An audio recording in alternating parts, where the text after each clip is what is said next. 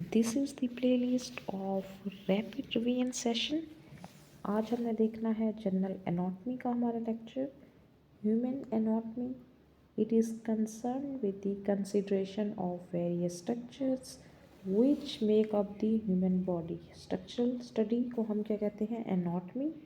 In the restricted sense, anatomy deals with the parts which form the fully developed individual and can be demonstrated to the naked eye by various methods of dissection। जो हम naked eye से देख सकते हैं उसको हम gross anatomy भी कहते हैं और macroscopic anatomy भी कहते हैं।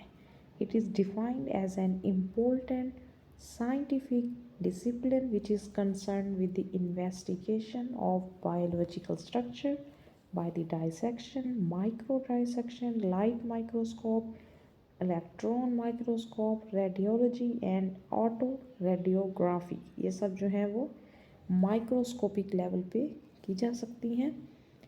खास ये जो है microscopic and light microscope and electron microscope. Topographical anatomy और रीजनल एनाटमी भी इसको कहते हैं। It deals with the study of various structure as they lie in relationship with one another in different region of the body। और ये regional anatomy जो है वो सर्जन्स के लिए बहुत इम्पोर्टेंट होती है। ठीक है, रीजनल एनाटमी में हमारे पास अपर लिम्ब आता है, हमारा लोअर लिम्ब आता है, थोरैक्स का पोर्शन आता है, एब्डोमेन, पेल्विस, इन इस तरह की रीजन वाइज एनाटमी को हम रीजनल एनाटमी और टोपोग्राफिकल एनाटमी कहते हैं। सरफेस एनाटमी किसको कहते हैं? It deals with the study and identification of various structures in the living person by method of inspection and palpation. इसको हम क्या कहते हैं? Surface anatomy. और ये बहुत यूजफुल है इन द मेडिकल प्रैक्टिस। ठीक है, next we have a radiological anatomy। It deals with the study of structure of human body with the aid of x-ray। जब हम रेडियोग्राफी करवाते हैं इसमें एक्सरे है, सीटी स्कैन है, एमआरआई है, ये सब जब हम इन्वेस्टिगेशंस करते हैं तो इनकी स्टडी को हम रेडियोलॉजिकल एनाटमी कहते हैं। It is very useful both in health and disease and in current use in modern medical practice।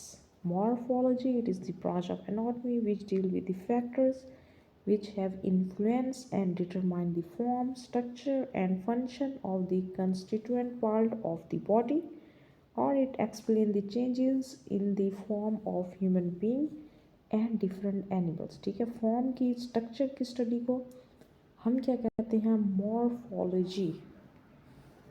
Comparative anatomy, इसके नाम से ही जाहिर है, it is the study of the anatomy of various animal. जब हम comparison करते हैं डिफरेंट एनिमल्स का, ठीक है, it helps to understand the correlation, the morphology difference between animal groups including man.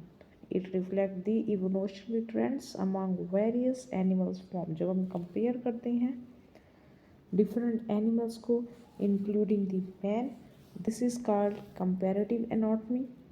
Ontology or ontogenetic history, the changes through which any organism pass from the fertilization of the ovum to the adult।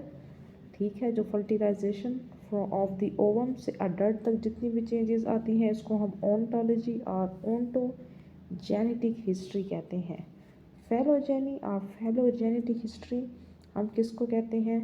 It compares the evolutionary history of the group to which organism belong, or it deals with the developmental changes in the ancestor from which the human beings involve। जितने भी developmental changes आ रही हैं ancestor से लेकर अब तक जब तक ह्यूमन बींग इवॉल्व हो चुके हैं, this is called phylogenetic history। Embryology, it is the changes in the developmental organism from the fertilization of ovum to the birth। इसको हम कहते हैं जितनी भी changes आती हैं इन्हें features, it is called the embryology।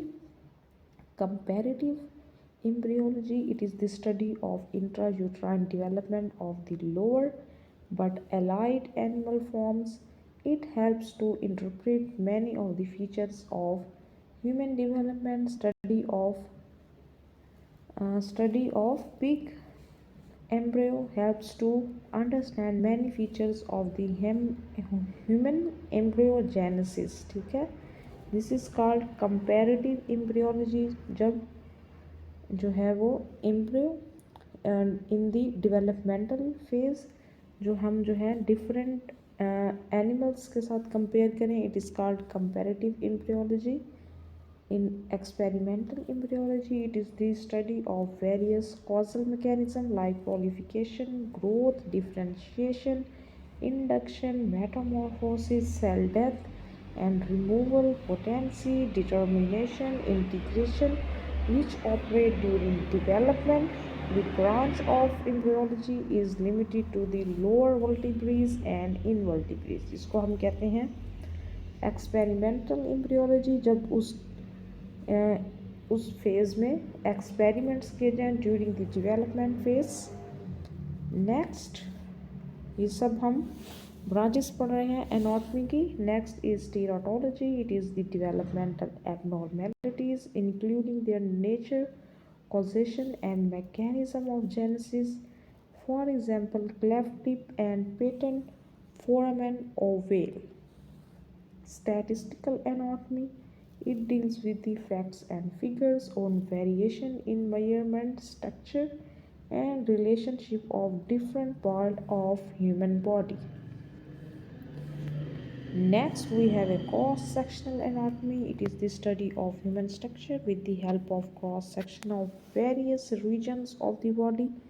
It is profitable but to a limited extent. जैसे हम CT scan में हम cross section करते हैं, it is called जब हम जो है वो different parts से body को जो है human structure की study करते हैं, it is called cross-sectional anatomy. Cytology, it is the study of the cell by various biological methods. Cell is the structural unit of a multicellular organism like man. Histology, it is the study of various tissues by various scientific methods. A tissue can be defined as combination of various cells performing a certain function. Next is the applied or clinical anatomy. It is the direct application of fact of human anatomy to medicine and surgery. It is called, this is the definition of applied or clinical anatomy. जब हम anatomy की terms को, चीज़ों को, clinical conditions को use करते हैं in the clinical cases और applied, इसको हम कहते हैं clinical और applied anatomy. Systemic anatomy, the description of several systems of organs separately and in logical order come under the head of systemic anatomy.